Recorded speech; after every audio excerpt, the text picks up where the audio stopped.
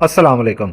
आज के स्टडी में हम बात करेंगे आईवी फ्लूइड्स के बारे में जो कि हमारे पास रूटीन में यूज हो रहे होते हैं, जैसा कि नॉर्मल सलाइन है, डेक्स्ट्रोसलाइन है, रिंगर लैक्टेट, डेक्स्ट्रोस 5%, 10%। कि किन कंडीशंस में कौन सी ड्रिप लगानी चाहिए, फिर कौन किन कंडीशंस में इन ड्रिप्स को या किस बीमारी में इस ड्रिप को अवॉइड करना चाहिए। तो step by step her drip का मैं फायदा और नुकसान बताता हूं कि किन कंडीशंस में लगानी चाहिए और किन कंडीशंस में नहीं लगानी चाहिए, अवॉइड करनी चाहिए। तो सबसे पहले अगर हम स्टार्ट लें नॉर्मल सलाइन से, तो नॉर्मल सलाइन इसलिए कहते हैं कि इसमें 0.9% सोडियम क्लोराइड होता है। इसमें अगर हम एक्टिव इंग्रेडिएंट देखें तो जो सोडियम क्लोराइड है वो 0.9% तो हुआ। इसमें जो इलेक्ट्रोलाइट्स होते हैं जो कि सोडियम होता है और क्लोराइड होता है। अच्छा, इस ड्रिप को सबसे ज्यादा जो है डिहाइड्रेशन में इस्तेमाल किया जाता है, जिन पेशेंट्स को वॉमिटिंग हो, फिर डायरिया हो, इस कंडीशन में इस्तेमाल किया जाएगा। इसके अलावा फिर जिन पेशेंट्स को शॉक में चले गए हो, जो पेशेंट बीपी बहुत ज्यादा ड्रॉप कर गया हो, ब्लड प्रेशर बहुत ज्यादा कम हो गया हो, तो उन पेशेंट्स में भी फिर नॉर्मल सलाइन का इस्तेमाल किया जाएगा। इसके अलावा फिर अगर बहुत ज्यादा ब्लड लॉस हो गया है, फ्लूइड लॉस हो गया है और वो पेशेंट बर्न की वजह से हुआ है, यानी कि वो जल गया है, उन पेशेंट्स में भी फिर नॉर्मल सलाइन का इस्तेमाल किया जाएगा। इसके अलावा फिर हम अगर कोई आईवी ड्रग्स दे रहे हैं, जैसा कि खास तौर पर अगर कोई एंटीबायोटिक दे रहे हैं या फिर ऐसी कोई मेडिसिन जो कि हमने डाइल्यूट करके लगानी है, तो फिर वो नॉर्मल सलाइन में लगाई जाती है। इसके अलावा फिर किसी भी बीमारी की वजह से हाइपोनेट्रेमिया हो गया हो, हाइपोनेट्रेमिया कहते हैं जब बॉडी में सोडियम लेवल जो है वो बहुत हद तक कम हो चुका हो, तो फिर सोडियम लेवल को अप करने के लिए, इसको मेंटेन करने के लिए, बैलेंस करने के लिए फिर हमें नॉर्मल सलाइन की ड्रिप लगाई जाती है। और मोस्ट ऑफ द इमरजेंसीज में यही ड्रिप इस्तेमाल होती है, जैसा कि किसी पेशेंट को सीवियर जो है डिहाइड्रेशन हो चुकी हो, वॉमिटिंग हो चुकी हो, ब्लड बहुत ज्यादा लॉस हो चुका हो, इसके अलावा फिर पेशेंट शॉक में जा चुका हो, ठीक है, इस कंडीशन में फिर नॉर्मल सलाइन ही सबसे ज्यादा जो है ड्रिप इस्तेमाल होती है, क्योंकि ये रैपिड फ्लूइड एक्सपेंशन जो है इसमें इस्तेमाल होती है कि पेशेंट को बहुत तेजी से हमने आईवी फ्लूइड देना होता है। अच्छा, किन पेशेंट्स में जो है नहीं लगानी चाहिए? ऐसे पेशेंट्स जो कि हार्ट फेलियर के पेशेंट हों, इसके अलावा फिर किडनी फेलियर के पेशेंट हों, उनके गुर्दे फेल हो चुके हों या वो डायलिसिस पे हों, इसके अलावा फिर जिन पेशेंट्स का जो सोडियम लेवल हो बॉडी में बहुत ज्यादा हाई हो चुका हो, जिसको हम हाइपरनेट्रेमिया कहते हैं, उन पेशेंट्स में इसको बिल्कुल भी नहीं लगाया जाएगा। नॉर्मल सलाइन के आईवी फ्लूइड्स देते वक्त इस बात का खास ख्याल रखना होता है कि बॉडी में फ्लूइड लेवल जो है वो ओवरलोड ना हो जाए,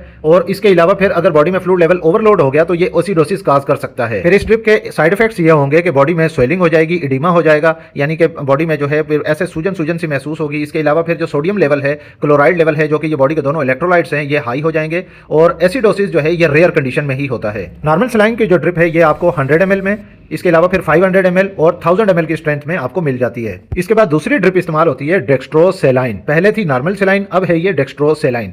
डेक्स्ट्रोज कहते हैं मीठे को, यानी कि इसमें डेक्स्ट्रोज 5% है जो कि ग्लूकोज होता है, मीठा होता है। इसके साथ साथ फिर नॉर्मल सेलाइन भी इसमें ऐड होती है, जिसको हमने अभी डिस्कस किया है। एक्टिव इंग्रेडिएंट्स इसमें दो किस्म के होते हैं, एक डेक्स्ट्रोज होता है 5%, दूसरा होता है सोडियम क्लोराइड 0.9%। तो ये जब दोनों एक्टिव इंग्रेडिएंट्स मिलते हैं तो इसको फिर डेक्स्ट्रोसेलाइन कहा जाता है। अगर हम इसके यूजेस देखें तो इसके यूजेस जो है माइल्ड डिहाइड्रेशन में इसका इस्तेमाल किया जाएगा, जब बॉडी में हमने एनर्जी देनी हो, यानी कि ग्लूकोज भी देना हो, इसके साथ साथ फिर बॉडी में इलेक्ट्रोलाइट्स भी देने हो, यानी कि दोनों चीजें होंगी, ग्लूकोज भी, इलेक्ट्रोलाइट्स भी, ठीक है। जब बॉडी में ये दोनों चीजें जहां पे रिक्वायर होंगी, यानी जिन पेशेंट्स का जो है शुगर लेवल थोड़ा सा कम होगा, साथ साथ जो है पेशेंट ने खाना पीना नहीं किया, या फिर जो है इलेक्ट्रोलाइट्स जो है उसके थोड़े से डेफिशिएंट हैं, उस किस्म की फिर कंडीशन में फिर डेक्स्ट्रोसेलाइन जो है ये ज्यादा इफेक्टिव रहती है। और ये ड्रिप जो है ये सबसे ज्यादा एडल्ट्स में इस्तेमाल होती है। बच्चों में सिलेक्टेड केसेस में, यानी कि सिलेक्टेड कुछ बीमारियां ऐसी होती हैं जिनमें डेक्स्ट्रोसेलाइन इस्तेमाल करनी होती है, वरना सबसे ज्यादा ये एडल्ट्स में इस्तेमाल होती है। और एडल्ट्स में भी फिर डायरिया के केसेस में, जिसमें फिर माइल्ड डिहाइड्रेशन भी हो, पेशेंट ने कुछ खाना पीना ना अच्छा किया हो, यानी कि पेशेंट ने इतनी जो है एनर्जी अगर बॉडी में नहीं है, पेशेंट जो है लेथार्जिक हो चुका है, सुस्त हो चुका है। इसके अलावा फिर इलेक्ट्रोलाइट लेवल जो है, इलेक्ट्रोलाइट्स जो है बॉडी में से लॉस हुए हैं, फिर डेक्स्ट्रोसेलाइन जो है ज्यादा इफेक्टिव रहेगी। और अक्सर पेशेंट को पोस्ट ऑपरेटिव केसेस में भी डेक्स्ट्रोसेलाइन ड्रिप जो है लगाई जा सकती है। अगर हम इसकी कंट्राइंडिकेशंस देखें, यानी किन बीमारियों में इसका इस्तेमाल नहीं किया जाएगा, जिन पेशेंट्स को शुगर हो, शुगर वाले पेशेंट्स को ये ड्रिप बिल्कुल भी नहीं लगेगी, और इस खास तौर पर जो डायबिटीज अनकंट्रोल्ड होंगे। इसके अलावा फिर जिन पेशेंट्स को जो सोडियम लेवल है बॉडी में वो बढ़ा हुआ है, ज्यादा है, इन दोनों किस्म के पेशेंट, यानी डायबिटिक पेशेंट को, शुगर वाले मरीजों को भी नहीं लगेगी और ब्लड प्रेशर के मरीजों को भी नहीं लगेगी, क्योंकि मैंने स्टार्टिंग में ही बता दिया था कि इसमें जो है 0.9% सोडियम क्लोराइड भी होता है और साथ साथ इसमें डेक्स्ट्रोज भी होता है। अच्छा, इस ड्रिप को लगाते वक्त क्या हमने प्रिकॉशंस यानी कि एहतियात करनी होगी? ब्लड ग्लूकोज लेवल हमने मॉनिटर करनी होती है। इसके अलावा जिन पेशेंट्स को ब्रेन इंजरी हुई हो, हेड इंजरी हुई हो, या इंट्राक्रेनियल प्रेशर जो है वो रेज हुआ हो, जो कि एक दिमागी का ये मसाइल होते हैं, तो उन कंडीशंस में फिर डेक्स्ट्रोसेलाइन को अवॉइड किया जाता है। अगर हम इसके साइड इफेक्ट्स देखें तो जो है ब्लड शुगर लेवल इसमें हाई हो जाता है, फिर फ्लूइड ओवरलोड हो जाता है, यानी कि इलेक्ट्रोलाइट जो है वो ज्यादा ओवर हो जाते हैं। इसलिए शुगर लेवल भी सबसे पहले चेक करनी चाहिए, और फिर इलेक्ट्रोलाइट लेवल जैसा कि सोडियम पोटेशियम है वो आपको सिम्टम से ही पता चल जाता है। और ये ड्रिप भी आपको 500 ml में मिलेगी और 1000 ml में मिलेगी। थर्ड आईवी फ्लूइड आता है हमारे पास रिंगर लैक्टेट। RL भी लिखा होता है इस पे, और इसको हार्टमैन सॉल्यूशन भी कहा जाता है, लेकिन सबसे ज़्यादा इसको रिंगर लैक्टेट के नाम से ही जानते हैं। अब इसमें अगर हम एक्टिव इंग्रेडिएंट देखें तो इसमें सोडियम भी होता है, पोटाशियम भी होता है, फिर थोड़ी सी मिकदार में कैल्शियम भी होता है, क्लोराइड भी होता है और लैक्टेट भी होता है। रिंगर लैक्टेट ड्रिप का जो इस्तेमाल है वो बर्न केसेस में, फिर ट्रॉमा केसेस में, चाहे किसी भी किस्म की जो है वो इंजरी हो चुकी हो, ट्रॉमा हो चुका हो, इसमें फिर रिंगर लैक्टेट का इस्तेमाल जो है वो बहुत ज़्यादा होता है। ऐसे पेशेंट फिर जो डायरिया के साथ हो, डिहाइड्रेशन हो और साथ मेटाबॉलिक एसिडोसिस हो, उन पेशेंट्स में भी फिर इसका इस्तेमाल किया जाएगा।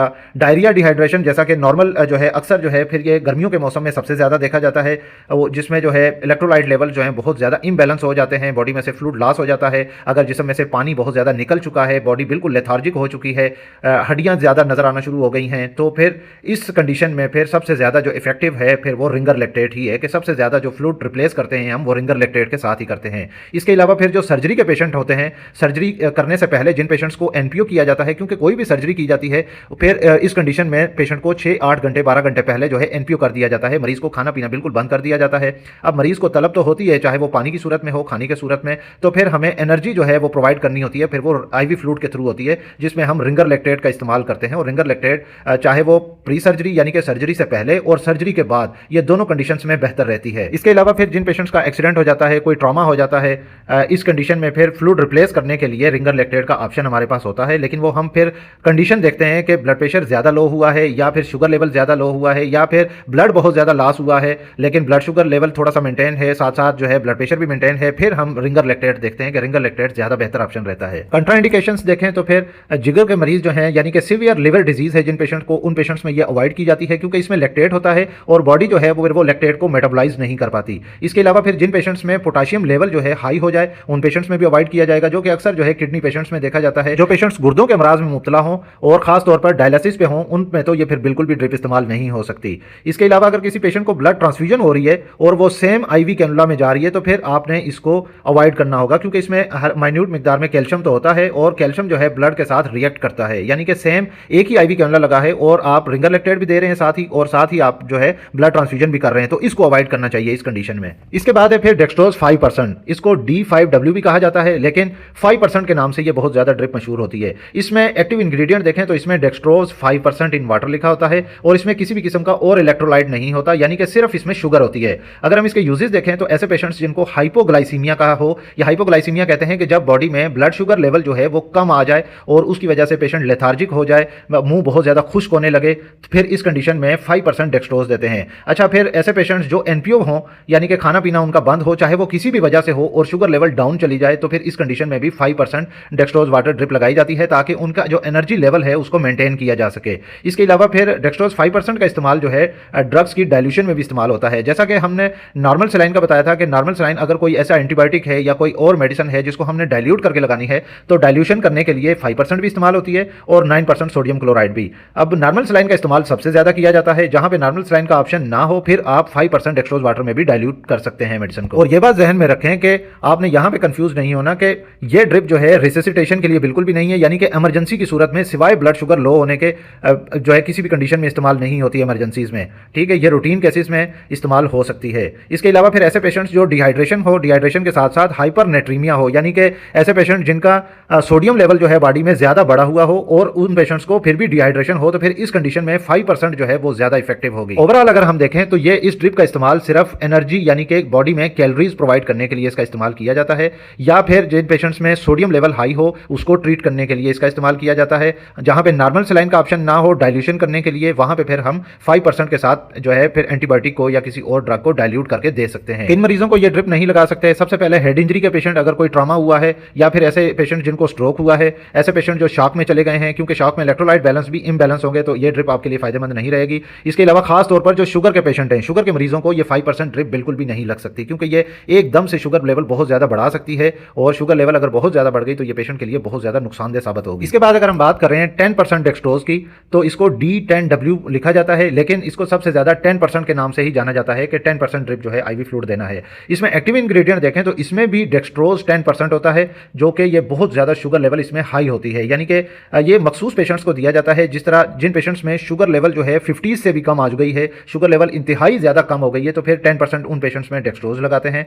ये अक्सर जो है हमने प्रैक्टिस में देखा है कि जो पेशेंट इंसुलिन लगाते हैं, रात को वो पेशेंट जो है इमरजेंसी में लाए जाते हैं और वो बेहोश होते हैं, कोमा में होते हैं। जब उन पेशेंट की शुगर चेक की जाती है तो कहीं ऐसा होता है कि पेशेंट ने रात को इंसुलिन लगाई और खाना खा लिया, लेकिन रात के वक्त ओवरडोज होने की वजह से या इंसुलिन का डोज ज़्यादा होने की वजह से शुगर लेवल जो है कम हो जाती है और पेशेंट बेहोश हो जाता है। तो घर वाले जब देखते हैं तो फौरी तौर पर इमरजेंसी में लाते हैं। इमरजेंसी में जब शुगर चेक करते हैं तो पेशेंट की ज़्यादा से ज़्यादा 35, 40, 45, 50 निकलती है। तो फिर इस कंडीशन में फौरी तौर पर 10% डेक्सट्रोज जो है पेशेंट को लगाई जाती है और ये बहुत स्पीड में लगाई जाती है ताकि पेशेंट को रिकवर किया जा सके। और खास तौर पर फिर ये ड्रिप जो है इन्फेंट्स में भी दी जाती है। इन्फेंट्स कहते हैं ऐसे बच्चे जो नौज़ायदा होते हैं, नए नए बच्चे पैदा होते हैं और उन बच्चों में हाइपोग्लाइसीमिया होता है, यानी कि बार बार शुगर लेवल जो है डाउन हो रही होती है। उन पेशेंट्स में जो है शुगर लेवल को मेंटेन करने के लिए और बच्चों को एनर्जी प्रोवाइड करने के लिए इस 10% ड्रिप का इस्तेमाल किया जाता है। इसके अलावा फिर ऐसे पेशेंट्स जो कि बिल्कुल भी कुछ भी खा पी नहीं सक रहे और बहुत ज़्यादा एनर्जी जो है वो कम हो गई है बॉडी में, खासतौर पर हम जेरियाट्रिक पॉपुलेशन यानी कि बुजुर्ग अफराद में देखते हैं जिनकी उम्र